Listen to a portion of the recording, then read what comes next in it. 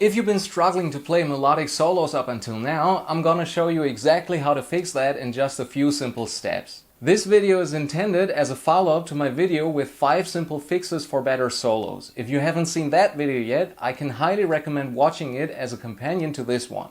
You'll find it linked right here, as well as down in the video description. On top of that, you can download all of the backing tracks used in this video, along with a step-by-step guide to help you learn all of the concepts mentioned in this video much faster, completely free of charge. You'll find the download link in the video description and the first pinned comment. If you look up the definition of the word melody, you'll get something like this. A melody is a sequence of musical notes that is perceived as a single coherent line. Because of that, the very first thing we're gonna talk about is the use of pauses. One thing I notice over and over again with my students who are just starting to learn guitar solos is that as soon as they become reasonably comfortable with their first scale patterns, they immediately start improvising without ever taking a break. It usually sounds something like this.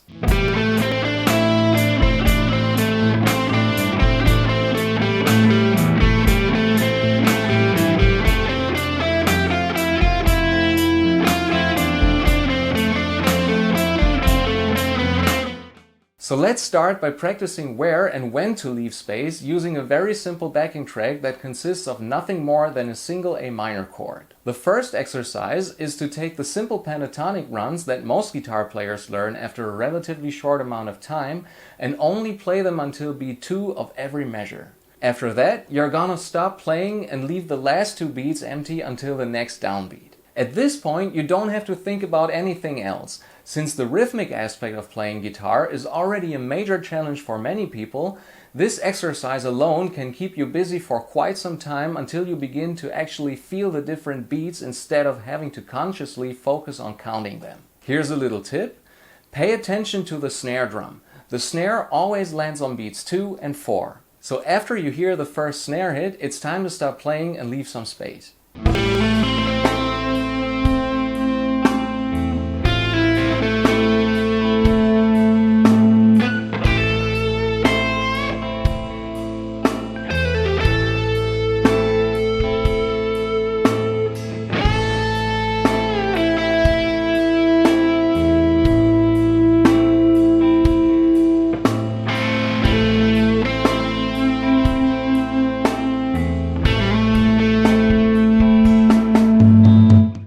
You can already make these short runs much more interesting by using the 5 fixes from my other video.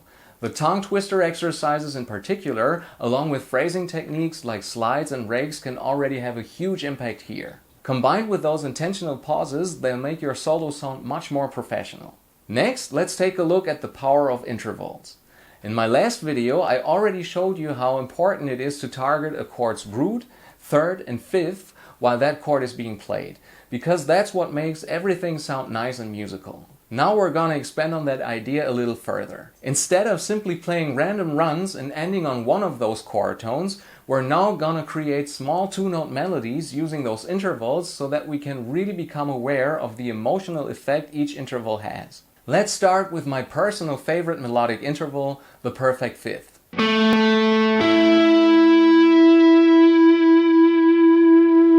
This interval isn't just one of my personal favorites whenever I'm looking for an epic sound, it's also used by many film composers. Just listen to Hans Zimmer's What Are You Gonna Do When You're Not Saving the World, better known as the Superman theme, or Daft Punk's The Grid from Tron Legacy, and you'll immediately understand what I mean. Now I'm gonna play over a backing track consisting of the chords A minor and C major, and all I'm gonna do at first is simply play the root and the fifth of each chord.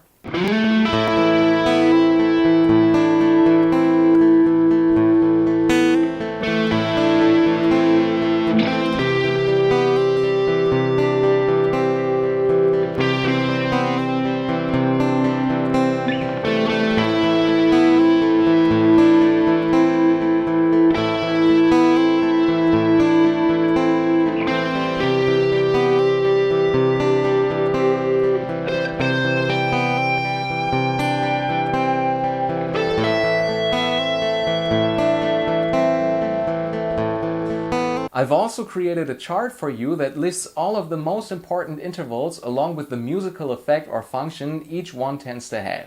You'll find this chart in the download section as well. Using that chart, try writing or even improvising a few short but highly effective melodies. Here's another short demo where I'll display the intervals I'm targeting on the screen while I'm playing.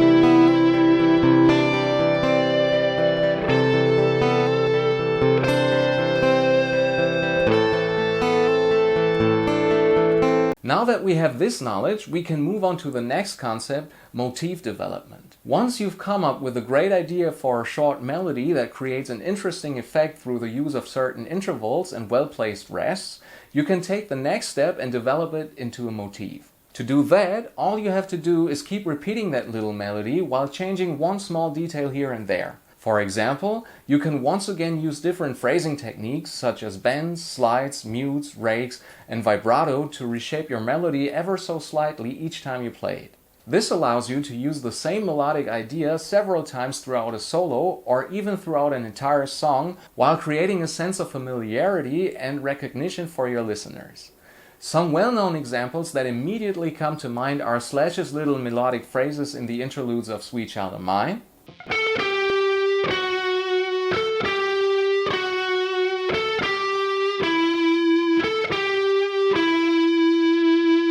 or Joe Satriani's main melody from his beautiful song Always With Me, Always With You.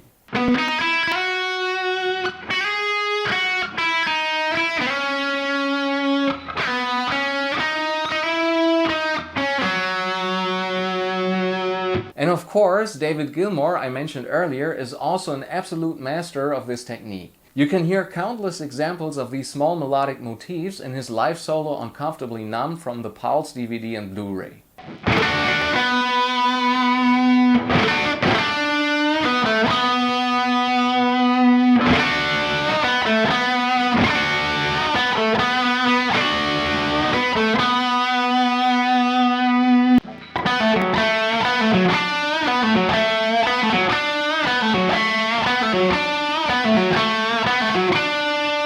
Let me give you another short improvised example over the A minor C major backing track, which you can download together with many other backing tracks from the download section.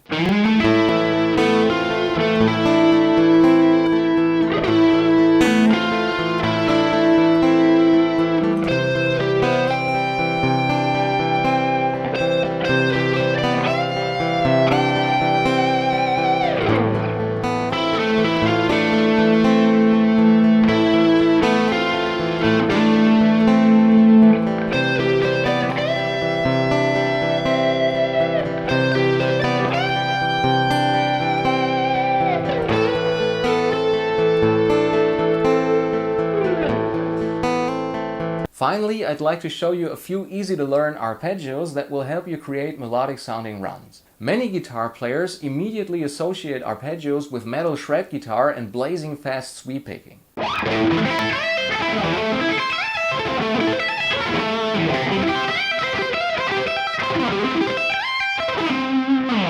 That's why many players either never really spend any time learning them, or they immediately try to play them faster and faster all over the fretboard while completely overlooking their incredible melodic potential. For these simple major and minor arpeggios, I've intentionally highlighted the root note in red so that you'll gradually be able to use them anywhere on the fretboard without any problems. For starters, simply take one arpeggio for the A minor chord and one arpeggio for the C major chord and practice those arpeggios over the simple backing tracks from the download section that consists of only that single chord.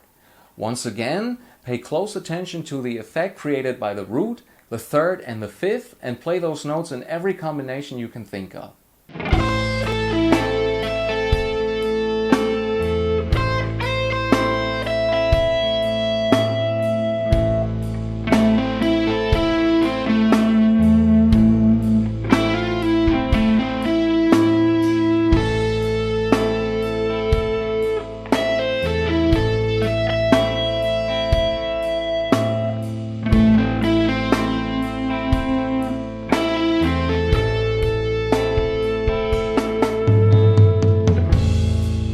After that, you can start combining those arpeggios with the little melodies and motifs you've come up with so far. And finally, you can choose one of the other backing tracks and practice the new chord together with its corresponding arpeggio. For example, here's A minor combined with F major.